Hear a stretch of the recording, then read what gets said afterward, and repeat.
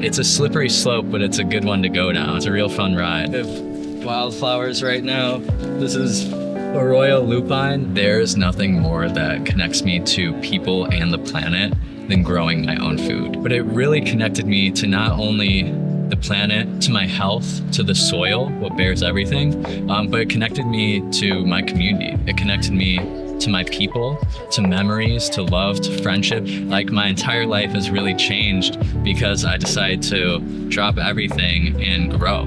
It's a really, really nice mix. And then I mix in 10 to 20% perlite with that on top. I only did 10, you don't need too much. It's really good soil. It's really good. I have a bachelor's in medicinal plant chemistry with a bioanalytical focus, and also a minor in controlled environment agriculture. I started working at an organic community-run farm that was this nonprofit where we build community gardens, and it was the happiest I ever was. So I said, I'm gonna do this for a living. Afterwards, I worked with the Chicago Botanic Garden. I did farm-to-table work, working with the Society of Ethnobiology with Good Gardens. Started my own business designing and installing native, edible, and medicinal gardens. Our food system is incredibly flawed, and we're disconnected from it, and it's been made into a business rather than sustenance.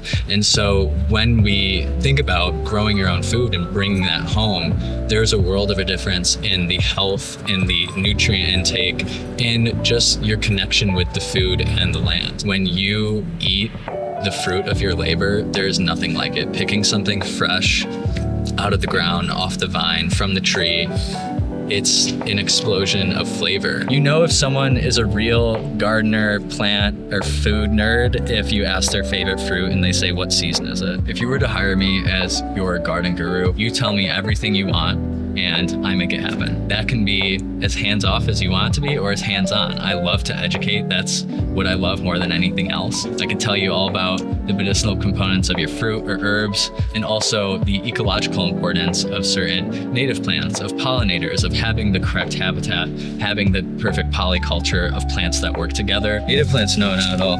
And I haven't even been, the basil's huge. I haven't even been watering that either. It's crazy. If you're worried, if you're hesitant, if you're like, oh, I've killed some plants, I just don't have a green thumb. Every gardener has killed quite a few plants.